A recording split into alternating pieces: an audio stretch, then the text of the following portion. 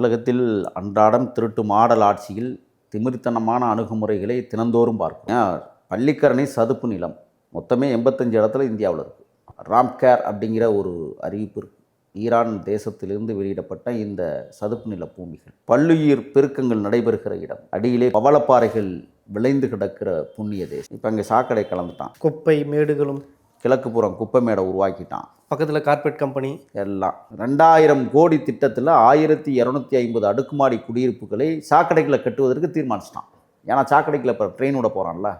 ஆரம்பத்தில் வந்து 59 kilometre square ஃபீட்டில் இருந்துச்சு. வெறும் 5 கிலோமீட்டர் ஸ்கொயர் ஃபீட்டில் தான் இருக்குன்ற மாதிரி சொல்கிறாங்க. மிகப்பெரிய நிலத்தை ஆட்டை போட்டிருக்காங்க. ஆக கோடி கோடியாய் கொள்ளையடிப்பதற்கான ஒரு கூட்டம் தயாராகி கொண்டிருக்கிற நேரத்தில் உச்சநீதிமன்றம் ஒரு மிகப்பெரிய ஓங்கி அரைஞ்சிருக்கு. இந்த அரசு எங்கடா போய் வீடு கட்ட போறீங்கன்னு கோடி கோடியாக கொள்ளையடிக்கிற கூட்டமாக இன்றைக்கு திருட்டு மாடல் ஆட்சியில் நடைபெற்றுக் கொண்டிருப்பதை தோலுரிக்கிறது தமிழக வெற்றி கழகத்தினுடைய தீர்மானம். சென்னை பாதுகாப்பான நகரம் பெண்களுக்கு அப்படின்ற மாதிரி சொல்கிறாங்களே.